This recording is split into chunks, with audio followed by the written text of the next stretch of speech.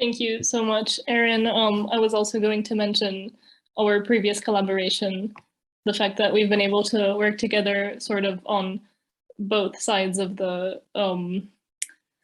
behind the scenes and on stage, as it were, because a translator sort of is an editor. So I think we've gotten to know each other well, and I can say, knowing you in that sense, that Erin is really an excellent editor and an excellent publisher.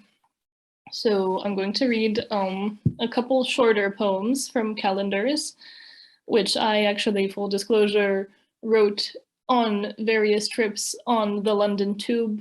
I'd be curious to see how many of you are somehow inspired by the flow of being underground in that way. So, Gatsby gazing over West Egg.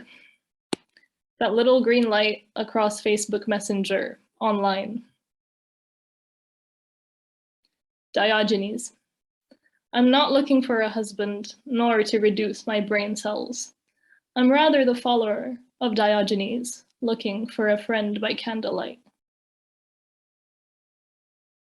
Short poem. I don't understand the shadow of sadness in her eyes. Imagine being a tree, people cutting their names into your flesh, inside a heart. Confusion. I thought I heard your footsteps approaching closer and closer, but it was only my heart beating against the pillow. The stars in Florida are like cystic acne, so many of them, and just as human, blinking in and out. So a longer and a bit more complex poem in comparison. A part of me. A part of me does worry that neither of us will ever be able to leave this place. It's some time now that I've been living in your head, quite on your benevolence, or perhaps the indolent procrastination of a somewhat kinder landlord than others. Strangely, you don't seem to mind that I make of you my medicine cabinet, that I tear down the walls around here and put up kitschy wallpaper. In order to get with the times, I've had a sex change from nymphette to CCTV, and in my spare time, am your eyes. To escape the impossibility of our perfection, a dog that I baptized loneliness into, or maybe just the sadness of the past, which I was surprised to find carries on even when you are very much in love. I spend my days painting frescoes on the wall, angels playing music already faded.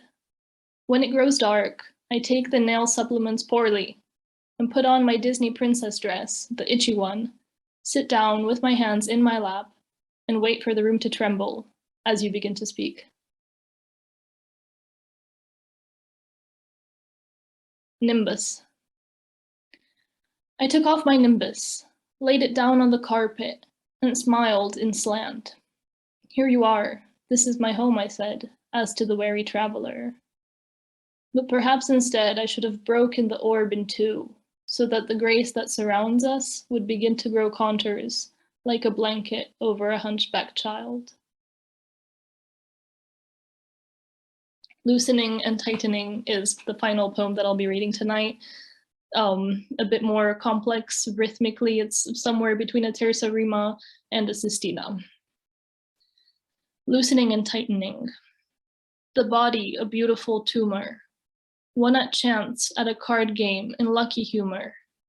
The ultraviolet rays in a complicit glance allow our gazes to meet over many miles and years by a prolonged dance, so that after our link has begun to unplete, we violate each other with telepathy, even after our memory has melted by time's heat.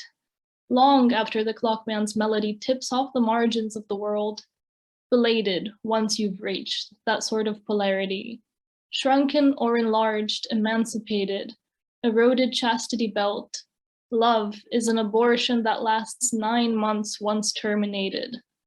A birth timed from its start in reversion. Before the parting signaled by the dove, we forcept what we could in overexertion.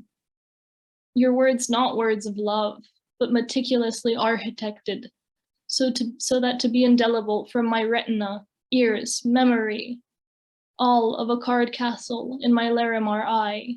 You were always such a cat, evil but shy. The expression in your eyes, so labradorite.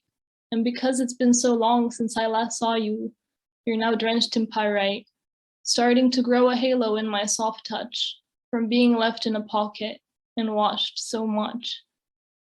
Does it hurt to grow a halo? Does it pain you?